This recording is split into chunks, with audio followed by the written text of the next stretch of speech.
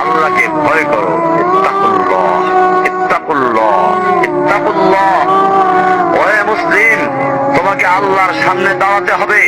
তোমার হিসাব নেওয়ার জন্য আল্লাহই যথেষ্ট, যিনি সব জানেন। তুমি যা গোপন করো ও প্রকাশ করো। তোমাকে অবশ্যই মৃত্যু বরণ করতে হবে।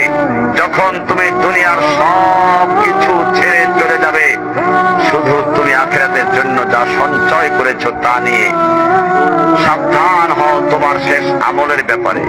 তুমি জানো না কখন তোমার শেষ মুহূর্ত।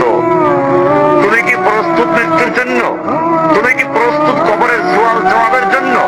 তুমি কি প্রস্তুত ভয়াবহ কিয়ামতের জন্য, হাসরের ময়দানের জন্য, হিসাব নিকাশের জন্য, আল্লাহকে জবাব দেওয়ার জন্য, মিজানের জন্য?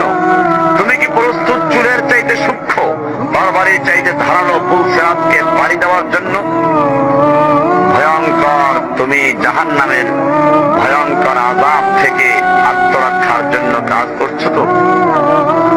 তার ইন্ধন মানুষ এবং পাথর, যারা আগুন ভয়ঙ্কর উত্তাপ সম্পন্ন কালো বর্ণের, যা হৃদয় পর্যন্ত চালিয়ে দেবে। এমন উত্তপ্ত পানি যা নারী ভুঁড়িকে বের করে দিবে। রয়েছে খাবারে হিসাবে জাক্কুম, অগণিত পুঁজ।